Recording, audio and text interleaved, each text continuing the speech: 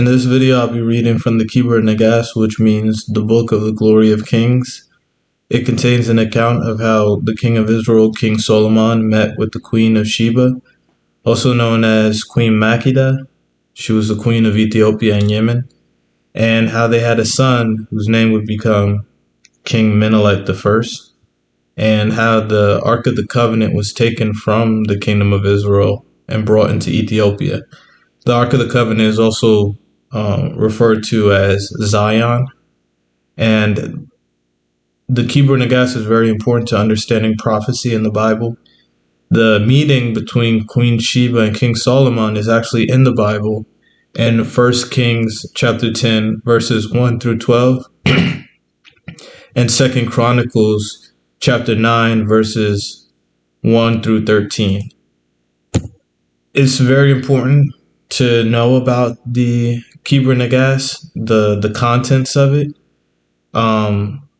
because it's important to understanding the prophecy, as well as understanding that wherever the Ark of the Covenant is, there is Zion.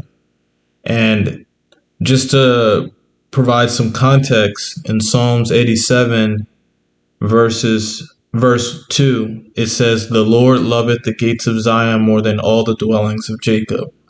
Now, if you may not know, Jacob is actually the original name of Israel. Before it became Israel, or before his name, Jacob, was changed to Israel after he wrestled with the angel. And that name will be passed on to his descendants, which will become the 12 tribes of Israel, and then the kingdom of Israel, of which the second king who God chose, after King Saul was deposed, King David was sat on the throne and anointed. And God told him that from his lineage would come all the kings. So that just goes to show, to emphasize how important the Kebra Negast is, because the Kebra Negast is the line of David, David's son Solomon, which is where we get the Solomonic Dynasty, also called the Ethiopian Solomonic Dynasty. That comes from Solomon and Sheba, their son Menelik. So this is, very, very critical to understanding about the prophecy, since King Solomon's first son was Menelik. So all the true heirs of the throne, will come through King Menelik's line, which are the kings of the Solomonic dynasty in Ethiopia, of which in later videos we will go on to talk about His Imperial Majesty Haile Selassie I, who descends from that line. I'm going to start reading at chapter 22, because I'm going to be focusing primarily on King Solomon, Queen Sheba, King Menelik, and the Ark of the Covenant. Chapter 22, it says, concerning Tamarind the merchant. And there was a certain wise man, the leader of a merchant's caravan, whose name was Tamarind, and he used to load 520 camels, and he possessed about 73 ships. So 73 ships. Now at that time, King Solomon wished to build the house of God, and he sent out messages among all the merchants in the east and in the west, and in the north and in the south, bidding the merchants come and take gold and silver from him, so that he might take from them whatsoever was necessary for the work. And certain men reported to him concerning this rich Ethiopian merchant. And Solomon sent to him a message and told him to bring whatsoever he wished from the country of Arabia, red, gold, and black wood that could not be eaten by worms, and sapphires. And that merchant, whose name was Tamarind, the merchant of the queen of Ethiopia, went to Solomon the king. And Solomon took whatsoever he desired from him, and he gave to the merchant whatsoever he wished for in great abundance. Now that merchant was a man of great understanding, And he saw and comprehended the wisdom of Solomon, and he marveled thereat. And he watched carefully so that he might learn how the king made answer by his word, and understand his judgment and the readiness of his mouth, and the discreetness of his speech and the manner of his life, and his sitting down and his rising up and his occupations, and his love and his administration, and his table and his law. To those who Solomon had to give orders, he spake with humility and graciousness. And when they had committed a fault, he admonished them gently. For he had ordered his house in the wisdom and fear of God, and he smiled graciously on the fools and set them on the right road. And he dealt gently with the maidservants. He opened his mouth in parables, and his words were sweeter than the purest honey. His whole behavior was admirable, and his whole aspect pleasant. For wisdom is beloved by men of understanding, and is rejected by fools. And when that merchant had seen all these things, he was astonished, and he marveled exceedingly. For those who were wont to see Solomon held him in complete affection, and he became their teacher. And because of his wisdom and excellence, those who had once come to him did not wish to leave him and go away from him. And the sweetness of his words was like water to the man who is athirst, and like bread to the hungry man, and like healing to the sick man, and like apparel to the naked man. And he was like a father to the orphans. And he judged with righteousness, and accepted the person of no man. He was impartial. He had glory and riches, which God had given unto him in great abundance, namely gold and silver and precious stones and rich apparel and cattle and sheep and goats innumerable. Now in the days of Solomon the king, gold was as common as bronze, and silver as lead, and bronze and lead and iron were as abundant as the grass of the fields and the reeds of the desert, and cedar wood was also abundant. And God had given him glory and riches and wisdom and grace in such abundance that there was none like unto him among his predecessors, and among those who came after him there was none like unto him. Chapter 23. How the merchant returned to Ethiopia. And it came to pass that the merchant Tamarind wished to return to his own country. And he went to Solomon and bowed low before him, and embraced him, and said unto him, Peace be to thy majesty. Send me away, and let me depart to my country, to my lady. For I have tarried long in beholding thy glory and thy wisdom, and the abundance of dainty meats wherewith thou hast regaled me. And now I would depart to my lady. Would that I could abide with thee, even as one of the very least of thy servants. For blessed are they who hear thy voice and perform thy commands. Would that I could abide here and never leave thee. But thou must send me away to my lady because of what hath been committed to my charge, so that I may give unto her her property. And as for myself, I am her servant. And Solomon went into his house and gave unto him whatever valuable thing he desired for the country of Ethiopia, and sent him away in peace. And Tamarind bade him farewell, and went forth, and journeyed along his road, and came to his lady, and delivered over to her all the possessions which he had brought. And he related unto her how he had arrived in the country of Judah and Jerusalem, and how he had gone into the presence of Solomon the king, and all that he had heard and seen. And he had told her how Solomon administered just judgment, and how he spake with authority, and how he decided rightly in all the matters which he inquired into, and he returned soft and gracious answers, and how there was nothing false about him, and how he appointed inspectors over the 700 woodmen who hauled the timber, and the 800 masons who hewed the stone, and how he sought to learn from all the merchants and dealers concerning the cunning craft and the working thereof, and how he received information and imparted it twofold, and how all his handicraft and his works were performed with wisdom.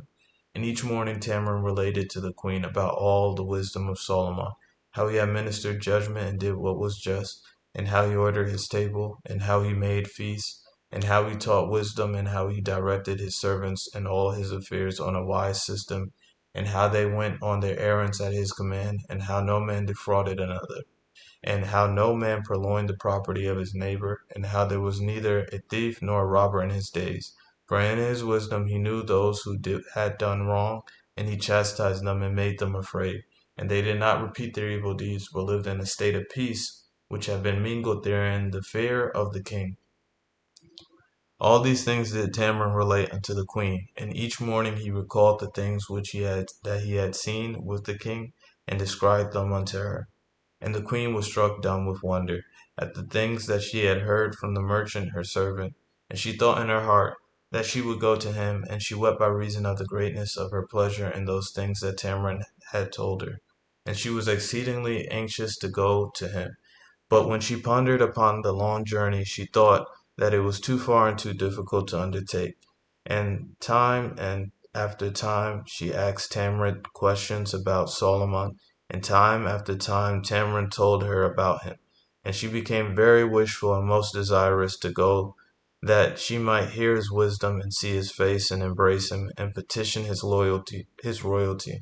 And her heart inclined to go to him, for God had made her heart inclined to go, and had made her to desire it. Chapter 24. How the queen made ready to set out on her journey. And the queen said unto them, Hearken, O ye who are my people, and give ye ear to my words, for I desire wisdom, and my heart seeketh to find understanding. I am smitten with the love of wisdom, and I am constrained by the cords of understanding. For wisdom is far better than treasure of gold and silver, and wisdom is the best of everything that hath been created on the earth. Now unto what under the heavens shall wisdom be compared? It is sweeter than honey, and it maketh one to rejoice more than wine. It illumineth more than the sun, and it is to be loved more than precious stones. And it fatteneth more than oil, and it satisfieth more than the dainty meats. And it giveth a man more renown than thousands of gold and silver. It is a source of joy for the heart, and a bright and shining light for the eyes, and a giver of speed to the feet, and a shield for the breast, and a helmet for the head, and chainwork for the neck, and a belt for the loins. It maketh the ears to hear, and hearts to understand. It is a teacher of those who are learned, and it is a counselor of those who are discreet and prudent, and it giveth fame to those who seek after it. And as for a kingdom, it cannot stand without wisdom, and riches cannot be preserved without wisdom. The foot cannot keep the place wherein it hath set itself without wisdom, and without wisdom that which the tongue speaketh is not acceptable. Wisdom is the best of all treasures. He who heapeth up gold and silver doeth so to no profit without wisdom. But he who heapeth up wisdom, no man can filch it from his heart. That which fools heap up, the wise consume, and because of the wickedness of those who do evil, the righteous are praised. And because of the wicked acts of fools, the wise are beloved. Wisdom is an exalted thing and a rich thing. I will love her like a mother, and she shall embrace me like her child. I will follow the footprints of wisdom, and she shall protect me forever. I will seek after wisdom, and she shall be with me forever. I will follow her footprints, and she shall not cast me away. I will lean upon her, and she shall be unto me a wall of adamant. I will seek asylum with her, and she shall be unto me power and strength. I will rejoice in her, and shall be unto me abundant grace. For it is right for us to follow the footprints of wisdom, and for the soles of our feet to stand upon the threshold of the gates of wisdom. Let us seek her, and we shall find her. Let us love her, and she will not withdraw herself from us. Let us pursue her, and we shall overtake her. Let us ask, and we shall receive. And let us turn our hearts to her, that we may never forget her. If we remember her, she will have us in remembrance. And in connection with fools thou shalt not remember wisdom, for they do not hold her in honor, and she doth not love them. The honoring of wisdom is the honoring of the wise man, and the loving of wisdom is the loving of the wise man. Love the wise man, and withdraw not thyself from him, and by the sight of him thou shalt become wise. Hearken unto the utterance of his mouth, so that thou mayest become like unto him. Watch the place whereon he hath set his foot, and leave him not, so that thou mayest receive the remainder of his wisdom. And I love him merely on hearing concerning him, and without seeing him. And the whole story of him that hath been told me is to me as a desire of my heart, and like water to the thirsty man.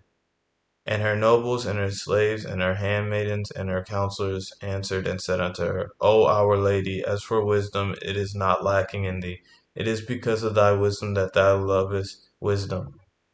And for us, if thou goest, we will go with thee. And if thou sittest down, we will sit down with thee. Our death shall be with thy death, and our life with thy life. Then the queen made ready to set out on her journey, and with great pomp and majesty, and with great equipment and many preparations. For by the will of God, her heart desired to go to Jerusalem, so that she might hear the wisdom of Solomon.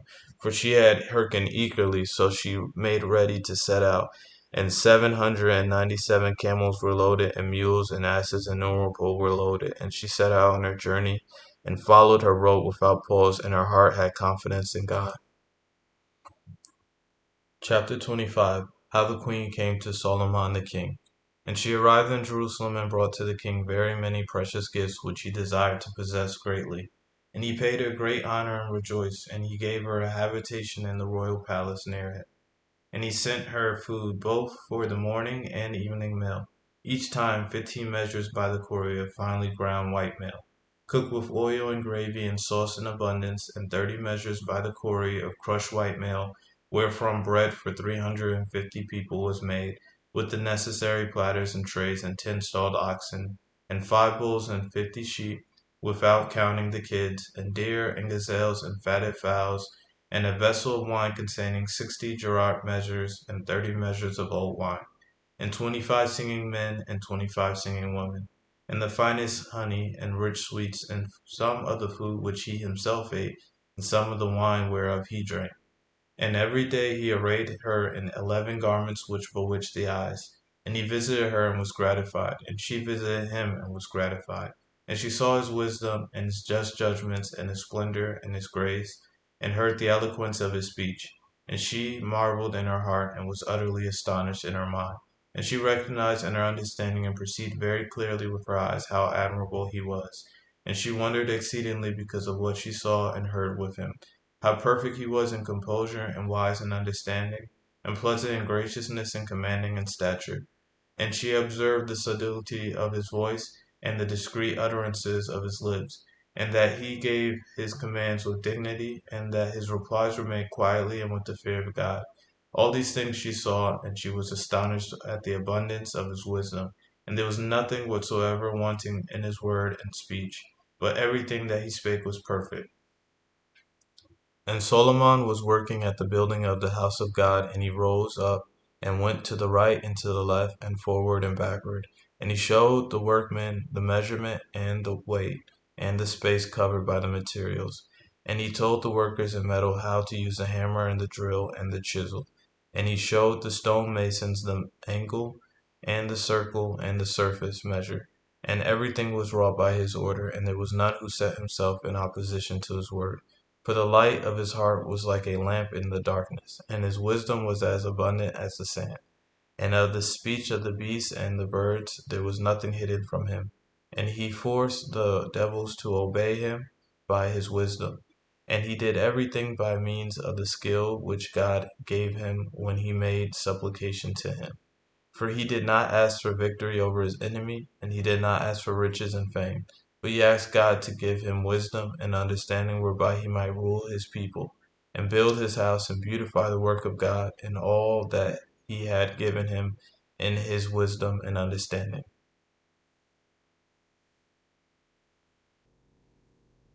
Chapter 26. How the king held converse with the queen. And the queen Makeda spake unto King Solomon, saying, Blessed art thou, my lord, and that such wisdom and understanding have been given unto thee. For myself, I only wish that I could be as one of the least of thine handmaidens, so that I could wash thy feet and hearken to thy wisdom, and apprehend thy understanding, and serve thy majesty, and enjoy thy wisdom. Oh, how greatly have pleased me thy answering, and the sweetness of thy voice, and the beauty of thy going, and the graciousness of thy words, and the readiness thereof. The sweetness of thy voice maketh the heart to rejoice, and maketh the bones fat, and giveth courage to hearts, and goodwill and grace to the lips, and strength to the gait. I look upon thee, and I see that thy wisdom is immeasurable, and thine understanding inexhaustible, and that it is like unto a lamp in the darkness, and like unto a pomegranate in the garden, and like unto a pearl in the sea, and like unto the morning star among the stars, and like unto the light of the moon in the mist, and like unto a glorious dawn and sunrise in the heavens. And I give thanks unto him that brought me hither, and shewed thee to me, and made me to tread upon the threshold of thy gate, and made me to hear thy voice. And King Solomon answered and said unto her, Wisdom and understanding spring from thee thyself. As for me, I only possess them, in the measure in which the God of Israel hath given them to me, because I asked and entreated them from him. And thou, although thou dost not know the God of Israel, hath this wisdom which thou hast made to grow in thine heart, and it hath made thee come to see me, the vassal and slave of my God, and the building of his sanctuary which I am establishing, and wherein I serve and move round about my lady the tabernacle of the law of the God of Israel, the holy and heavenly Zion. Now I am the slave of God, and I am not a free man. I do not serve according to my own will, but according to his will. And this speech of mine springeth not from myself, but I give utterance only to what he maketh me to utter. Whatsoever he commandeth me that I do, and wheresoever he wisheth me to go, thither I go. Whatsoever he teacheth me, that I speak, and concerning which he giveth me wisdom, I understand. For from being only dust he hath made me flesh, and from being only water he hath made me a solid man. And from being only an ejected drop, which shot forth upon the ground, would have dried up on the surface of the earth, he hath fashioned me in his own likeness, and hath made me in his own image. Chapter 27, concerning the laborer. And as Solomon was talking in this wise with the queen, he saw a certain laborer carrying a stone upon his head, and a skin of water upon his neck and shoulders. And his food and his sandals were tied about his loins, and there were pieces of wood in his hands. His garments were ragged and tattered, the sweat fell in drops from his face, and water from the skin of water dripped down upon his feet. And the laborer passed before Solomon, and as he was going by, the king said unto him, Stand still. And the laborer stood still. And the king turned to the queen and said to her, Look at this man. Wherein am I superior to this man, and in what am I better than this man? And wherein shall I glory over this man? For I am a man in dust and ashes, who tomorrow will become worms and corruption. And yet at this moment I appear like one who will never die. Who would make any complaint against God if he were to give unto this man as he hath given unto me? And if he were to make me even as this man, are we not both of us beings, that is to say, men? As is his death, so is my death, and as his life, so is my life. Yet this man is stronger to work than I am, for God giveth power to those who are feeble, just as it pleaseth him to do so. And Solomon said unto the laborer, Get thee to thy work.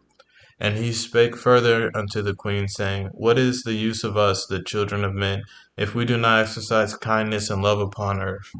Are we not all nothingness, mere grass of the field, which withereth in the season, and is burnt in the fire?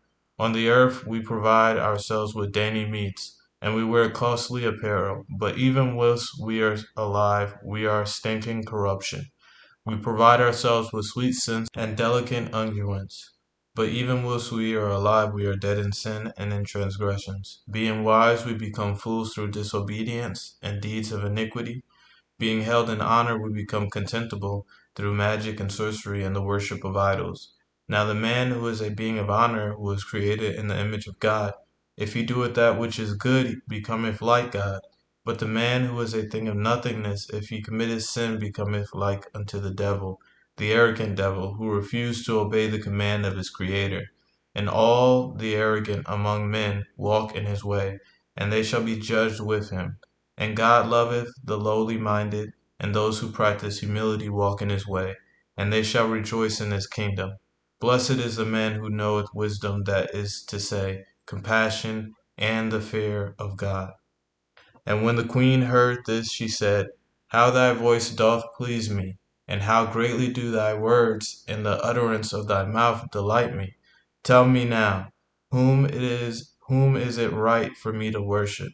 We worship the Son according as our fathers have taught us to do, because we say that the Son is the King of the gods. And there are others among our subjects who worship other things. Some worship stones, some worship wood, like trees, and some worship carved figures, and some worship images of gold and silver.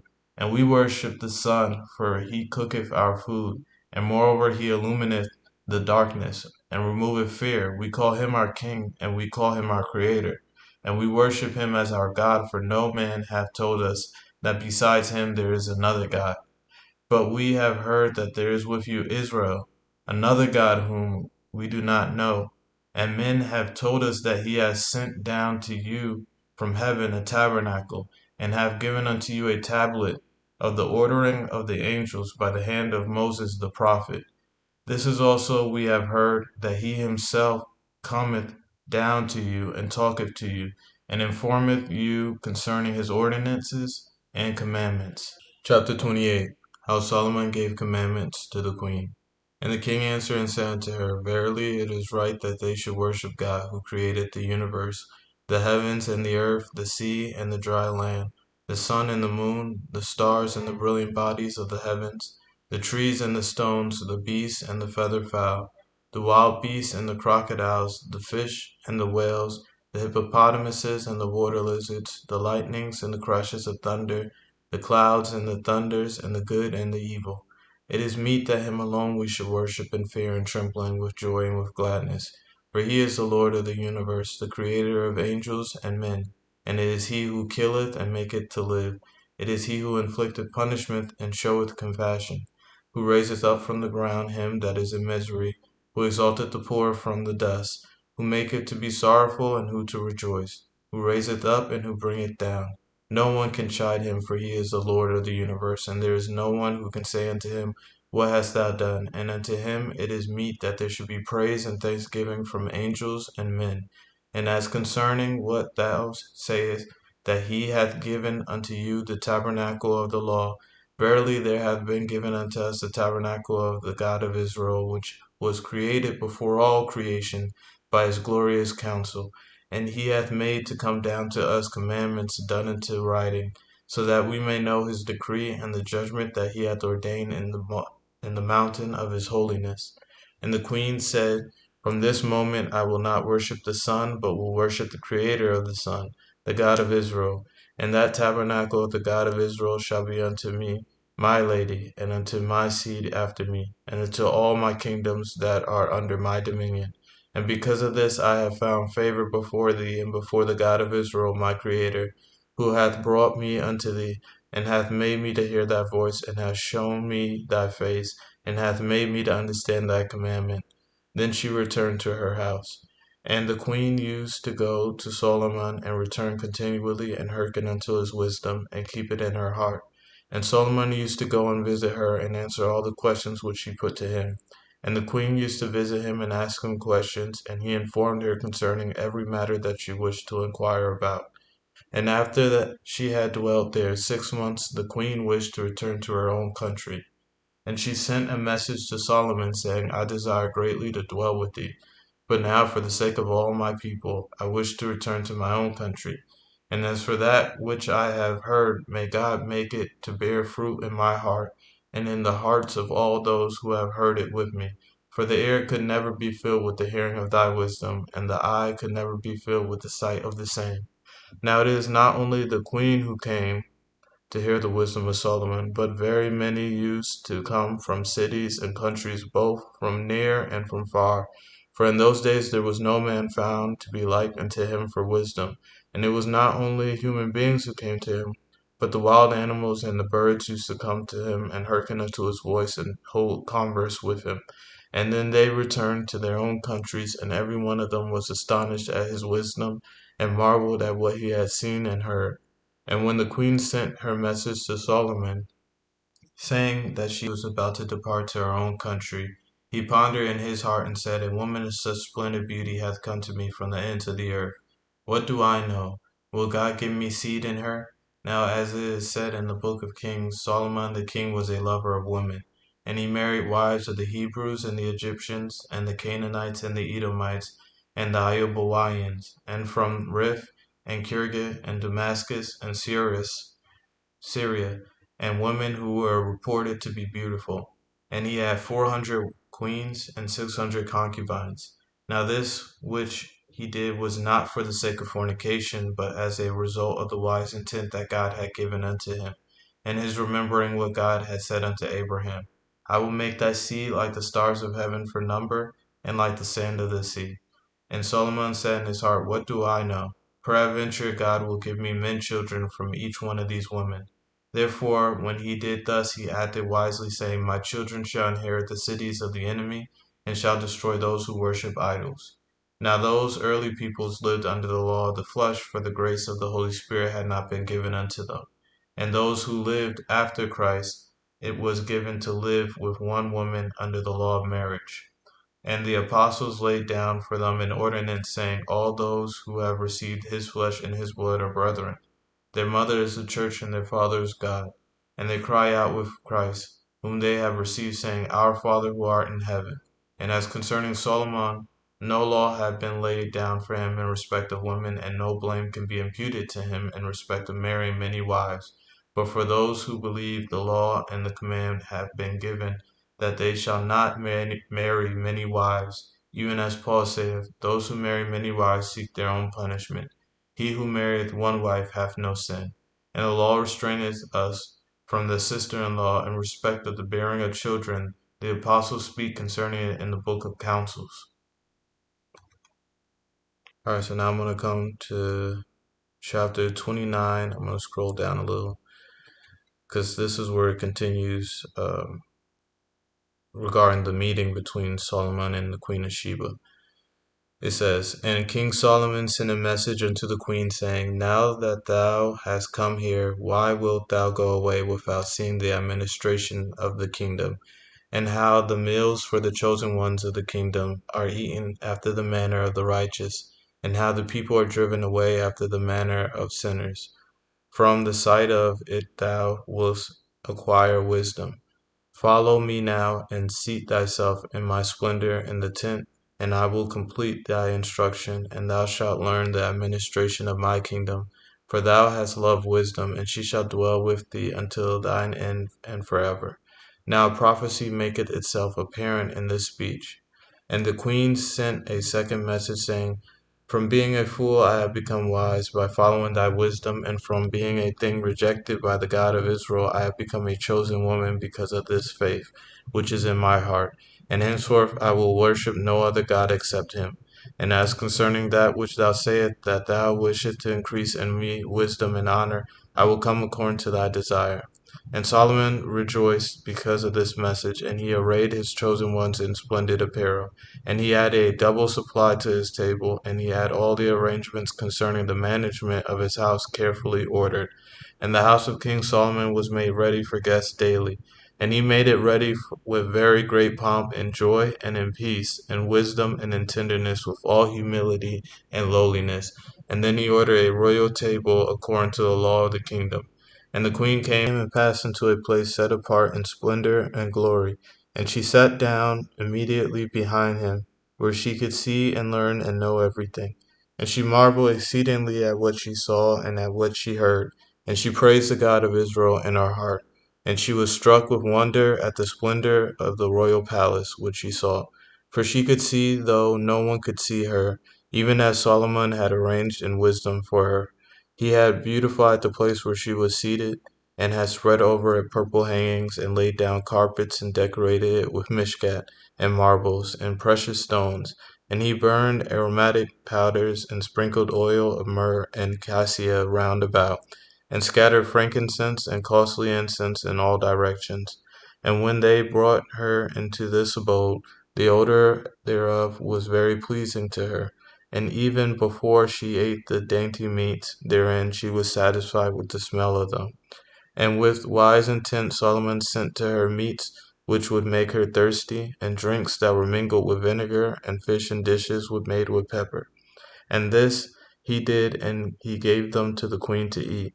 And the royal meal had come to an end 3 times and 7 times, and the administrators and the counselors and the young men and the servants had departed. And the king rose up, and he went to the queen, and he said unto her, now they were alone together, take thou thine ease here for love's sake until daybreak. And she said unto him, swear to me by thy God, the God of Israel, that thou wilt not take me by force. For if I, who according to the law of men am a maiden, be seduced, I should travel on my journey back in sorrow and affliction and tribulation. Chapter 30, concerning how King Solomon swore to the queen. And Solomon answered and said unto her, I swear unto thee that I will not take thee by force, but thou must swear unto me that thou wilt not take by force anything that is in my house. And the queen laughed and said unto him, being a wise man, why dost thou speak as a fool? Shall I steal anything, or shall I carry out of the house of the king that which the king hath not given to me? Do not imagine that I have come hither through the love of riches. Moreover, my kingdom is as wealthy as thine, and there is nothing which I wish for that I lack. Assuredly, I have only come in quest of thy wisdom. And he said unto her, if thou wouldest make me swear, swear thou to me, for a swearing is meet for both of us, so that neither of us may be unjustly treated. And if thou wilt not make me swear, I will not make thee swear.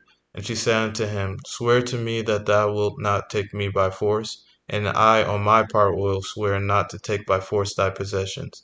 And he swore to her, and made her swear.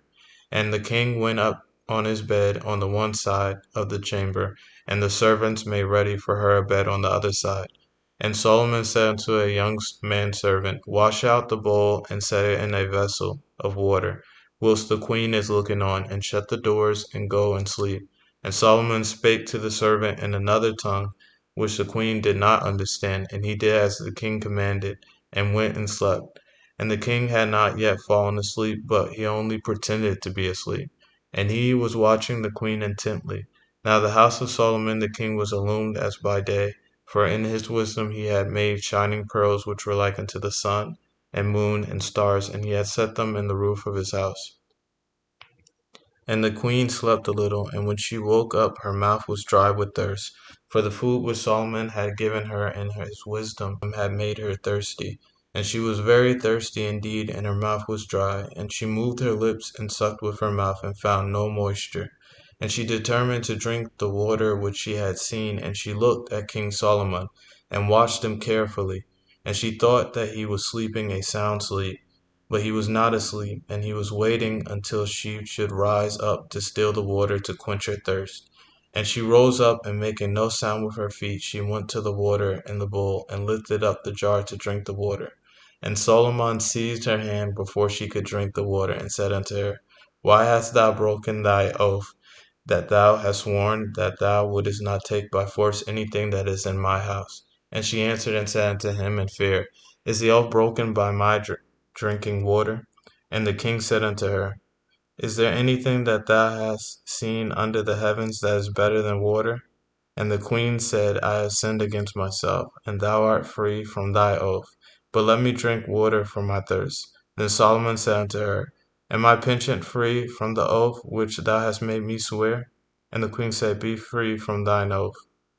Only let me drink water. And he permitted her to drink water, and as she had drunk water, he worked his will with her, and they slept together. And after he slept, there appeared unto King Solomon in a dream a brilliant sun, and it came down from heaven and shed exceedingly great splendor over Israel. And when it had tarried there for a time, it suddenly withdrew itself and flew away to the country of Ethiopia. And it shone there with exceedingly great brightness forever, for it willed to dwell there. And the king said, I waited to see if it would come back to Israel, but it did not return. And again while I waited, a light rose up in the heavens, and a sun came down from them in the country of Judah. And it sent forth light which was very much stronger than before. And Israel, because of the flame of that sun, entreated that sun evilly, and would not walk in the light thereof. And that sun paid no heed to Israel, and the Israelites hated him. And it became impossible that peace should exist between them and the sun. And they lifted up their hands against him with staves and knives, and they wished to extinguish that sun. And they cast darkness upon the whole world with earthquake and thick darkness. And they imagined that that sun would never more rise up upon them. And they destroyed his light and cast themselves upon him, and they set a guard over his tomb wherein they had cast him. And he came forth where they did not look for him, and illumined the whole world, more especially the first sea and the last sea, Ethiopia and Rome. And he paid no heed whatsoever to Israel, and he ascended his former throne. And when Solomon the king saw this vision in his sleep, his soul became disturbed, and his understanding was snatched away as by a flash of lightning. And he woke up with an agitated mind. And moreover, Solomon marveled concerning the queen, for she was vigorous in strength and beautiful of form. And she was undefiled in her virginity, and she had reigned for 6 years in her own country, and notwithstanding her gracious attraction and her splendid form, had preserved her body pure. And the queen said unto Solomon, Dismiss me, and let me depart to my own country. And he went into his house, and gave unto her whatsoever she wished for, of splendid things and riches, and beautiful apparel which bewitched the eyes, and everything on which great store was set in the country of Ethiopia, and camels and wagons 6,000 in number, which were laden with beautiful things of the most desirable kind, and wagons wherein loads were carried over the desert, and a vessel wherein one could travel over the sea, and a vessel wherein one could traverse the air or winds, which Solomon had made by the wisdom that God had given unto him. The vision that King Solomon sees is very important, as the son that he is referring to is actually Jesus Christ. We know, because as it says, the sun came down from them in the country of Judah, and it sent forth a light which was very much stronger than before. If we read the book of John, the first chapter, it refers to the light which was among men, and how the people who saw the light could not understand it. And we know that Jesus Christ was crucified on the cross because there was people in Israel who hated him. And that's why it says, and the Israelites hated him, right here. So, um, that's not to say that all of Israel hated him. We know that's not the case, but, in reading it in context in a way, at the way that it's describing it is true, how the Israelites, as it says in the Bible, the stone which the builders refused has become the head of the corner. So in a way, what this is saying is true, that Israel rejected Christ. And as it says, going a little further, we see that it says, And he came forth where they did not look for him, and he illumined the whole world, more especially the first sea and the last sea, Ethiopia and Rome. This is also very important, as we know that as we go further, we're going to see that the monarchy, the the line of kings, will continue the Solomonic dynasty in Ethiopia and also in Rome. Um, However, there's a difference in that Ethiopia and Rome, even though, as we'll read into the later chapters, they both would have kings that descend from Solomon, Rome did not continue in the path of keeping the faith in the Most High, whereas Ethiopia continued.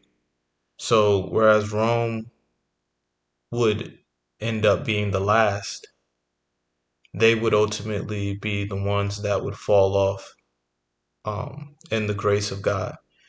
And we see that today through the Catholic Church. Um, the papal bulls, if you look those up, which basically gave the okay for slavery. Um, Not only that, but also Rome, the Pope, Catholic Church, basically allowed Italy, because Rome is in Italy, and Mussolini at that time, who was the dictator over Italy, attacked Ethiopia. So, and the Pope basically allowed it. He did not say anything against it. He did not try to fight against it. He basically gave it the okay. So, as we later on see, Rome starts off doing the right thing, but eventually they fell off, whereas Ethiopia kept the faith. So this is, as it says, this is a vision. This is a prophecy that Solomon has that connects to the events that would happen later on in the future.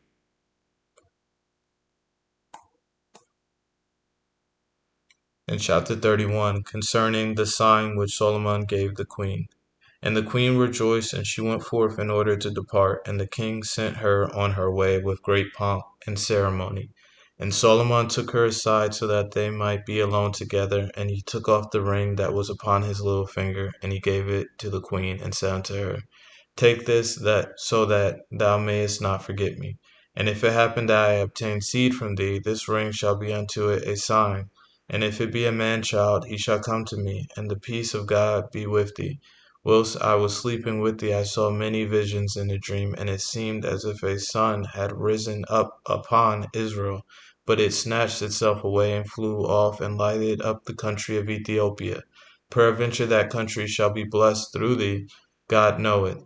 And as for thee, observe what I have told thee, so that thou mayest worship God with all thy heart and perform his will. For he punisheth those who are arrogant, and he showeth compassion upon those who are humble. And he removeth the thrones of the mighty, and he maketh to be honored those who are needy. For death and life are from him, and riches and poverty are bestowed by his will. For everything is his, and none can oppose his command and his judgment, in the heavens, or in the earth, or in the sea, or in the abysses. And may God be with thee. Go in peace. And they separated from each other. Chapter 32. How the queen brought forth and came to her own country. And the queen departed and came into the country of Balazadisariah 9 months and 5 days after she had separated from King Solomon. And the pains of childbirth laid hold upon her, and she brought forth a man child, and she gave it to the nurse with great pride and delight. And she tarried until the days of her purification were ended, and then she came to her own country with great pomp and ceremony. And her officers who had remained there brought gifts to their mistress, and made obeisance to her, and did homage to her, and all the borders of the country rejoiced at her coming. Those who were nobles among them she arrayed in splendid apparel, and to some she gave gold and silver, and hyacinthine and purple robes, and she gave them all manner of things that could be desired. And she ordered her kingdom aright, and none disobeyed her command, for she loved wisdom, and God strengthened her kingdom. And the child grew, and she called his name Baina Lichem, and the child reached the age of 12 years, and he asked his friends among the boys who were being educated with him, and said unto them, Who is my father? And they said unto him, Solomon the king. And he went to the queen his mother, and said unto her, O queen, make me to know who is my father. And the queen spake unto him angrily, wishing to frighten him, so that he might not desire to go to his father, saying, Why dost thou ask about thy father? I am thy father and thy mother. Seek not to know any more. And the boy went forth from her presence and sat down. And a second time and a third time he asked her, and he importuned her to tell him. One day, however, she told him, saying, His country is far away, and the road thither is very difficult. Wouldst thou not rather be here? And the youth Baina Lechem was handsome, and his whole body and his members and the bearings of his shoulders resembled those of King Solomon his father, and his eyes and his legs and his whole gait resembled those of Solomon the king. And when he was 22 years old, 22 years old, he was skilled in the whole art of war and of horsemanship, and the hunting and trapping of wild beasts, and in everything that young men are wont to learn. And he said unto the queen, I will go and look upon the face of my father, and I will come back here by the will of God, the Lord of Israel.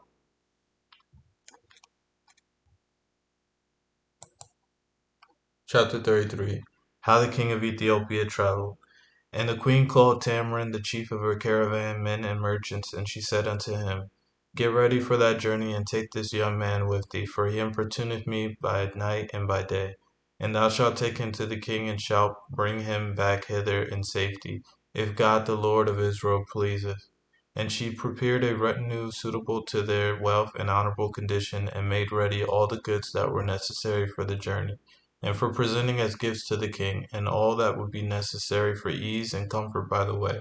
And she made ready everything for sending him away, and she gave to the officers who were to accompany him such moneys as they would need for him and for themselves on the journey.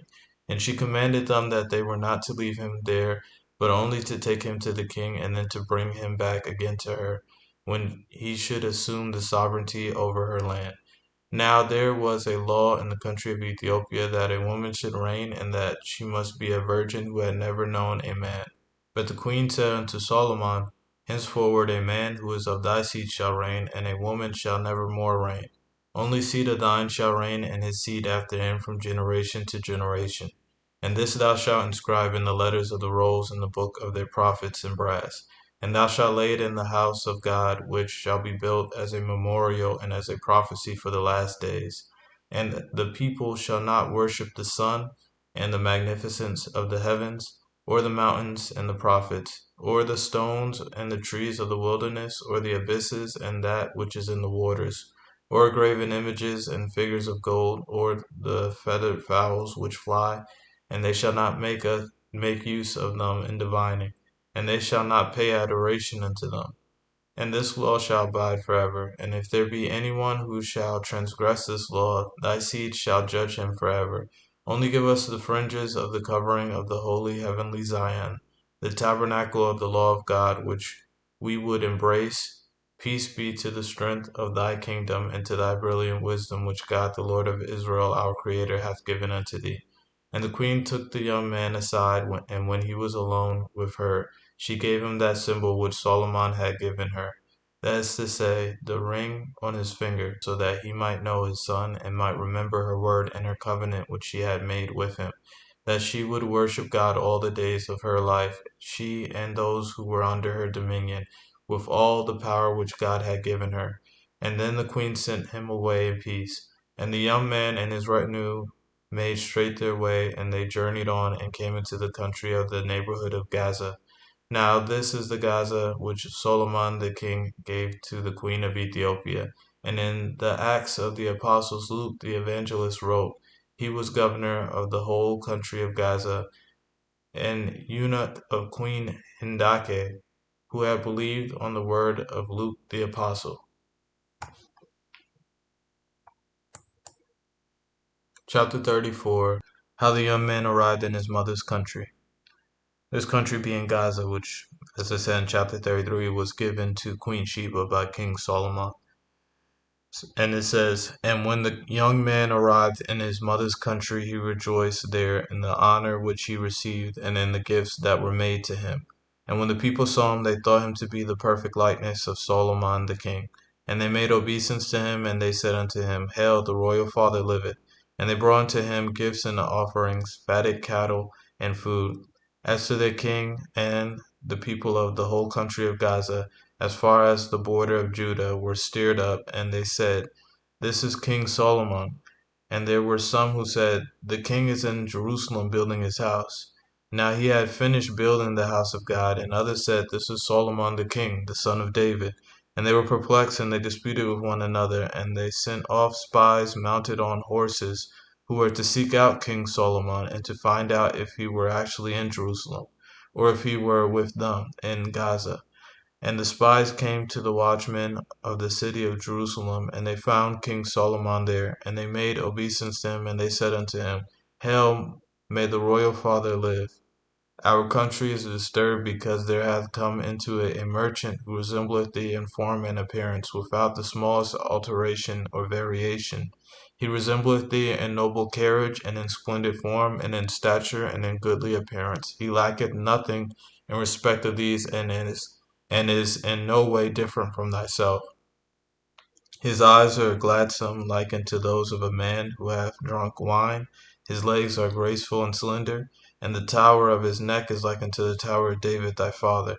He is like unto thee exactly in every respect, and every member of his whole body is like unto thee. And King Solomon answered and said unto them, Where is it then that he wisheth to go? And they answered and said unto him, We have not inquired of him, for he is awesome like thyself. But his own people, when we asked them Whence have ye come, and whither do ye go? Said, We have come from the dominions of Hindake, Candace, and Ethiopia, and we are going to the country of Judah to King Solomon.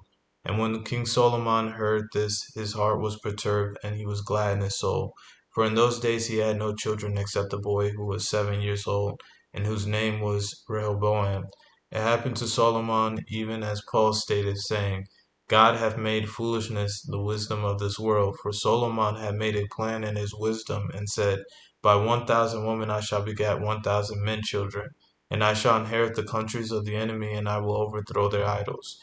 But God only gave him 3 children. His eldest son was the king of Ethiopia, the son of the queen of Ethiopia, and was the firstborn, of whom God spake prophetically. God sware unto David in righteousness, and repented not of the fruit of thy body will I make to sit upon thy throne. And God gave unto David his servant grace before him, and granted unto him that there should sit upon the throne of Godhead one of his seed in the flesh from the virgin, and should judge the living and the dead, and reward every man according to his work. One to whom praise is meet, our Lord Jesus Christ, forever and ever. Amen. And he gave him one on the earth, who should become king over the tabernacle of the law of the holy heavenly Zion, that is to say, the king of Ethiopia. And as for those who reigned, who were not of Israel, that was due to the transgression of the law and the commandment, whereat God was not pleased. This is interesting. This connects to the Bible with regards to it saying that of the fruit of thy body will I make to sit upon thy throne. It says the same in Psalms 132:11. The Lord has sworn in truth unto David, he will not turn from it. Of the fruit of thy body will I set upon thy throne.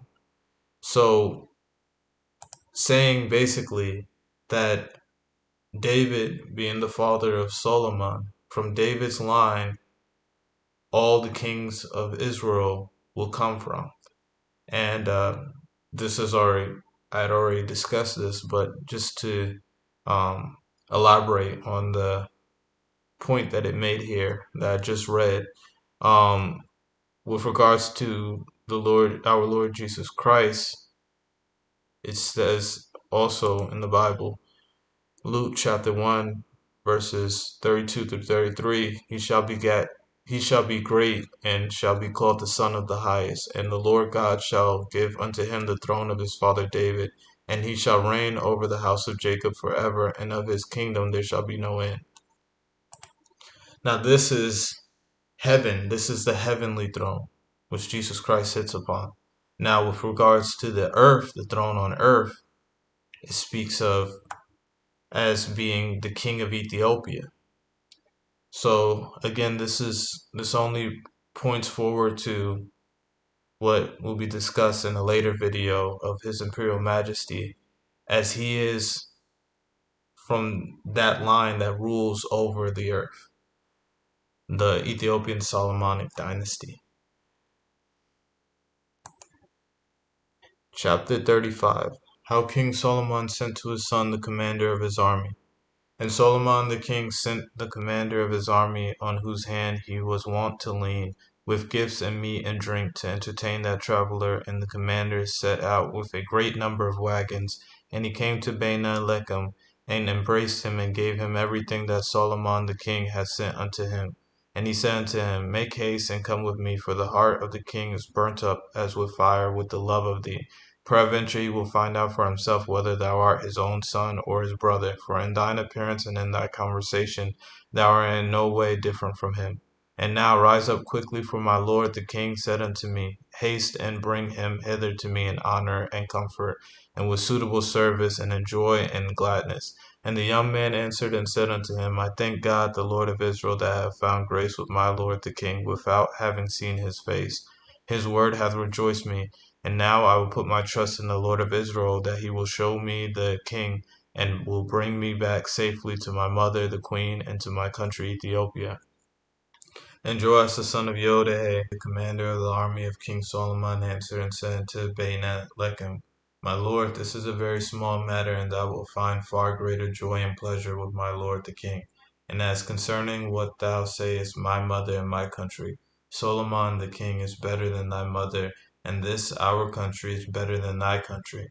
And as for thy country, we have heard that it is a land of cold and cloud, a country of glare and burning heat, and a region of snow and ice. And when the sons of Noah, Shem, Ham, and Japheth, divided the world among them, they looked on thy country with wisdom, and saw that, although it was spacious and broad, it was a land of whirlwind and burning heat, and therefore gave it to Canaan, the son of Ham, as a portion for himself and his seed forever.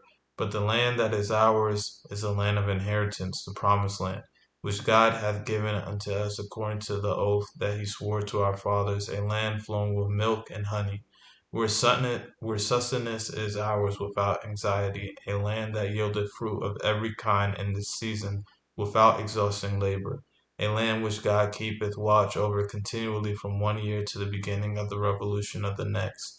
All this is thine, and we are thine, and we will be thine heirs. And thou shalt dwell in our country, for thou art the seed of David, the Lord of my Lord, and unto thee belongeth this throne of Israel.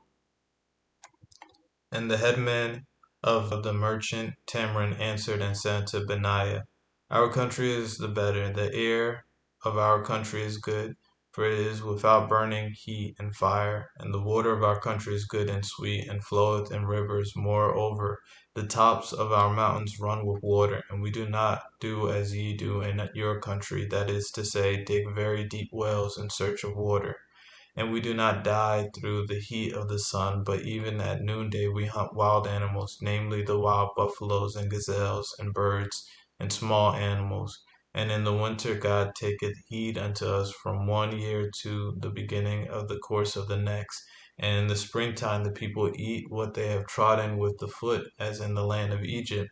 And as for our trees, they produce good crops of fruit, and the wheat and the barley and all our fruits and the cattle are good and wonderful.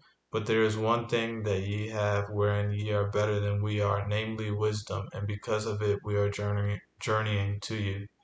And Joash, the commander of the army of King Solomon, answered, What is better than wisdom? For wisdom hath founded the earth, and made strong the heavens, and fettered the waves of the sea, so that it might not cover the earth. However, rise up, and let us go to my Lord, for his heart is greatly moved by love for thee, and he hath sent me to bring thee to him with all the speed possible.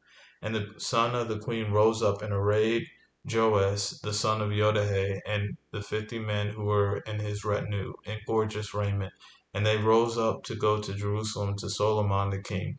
And when they came nigh unto the place where the horses were exercised and trained, Joash the son of Yodahe went on in front, and came to the place where Solomon was, and he told him that the son of the queen was well favored, and that his voice was pleasant, and that he resembled him in form, and that his whole bearing was exceedingly noble. And the king said unto him, Where is he? Did I not send thee forth to bring him as quickly as possible?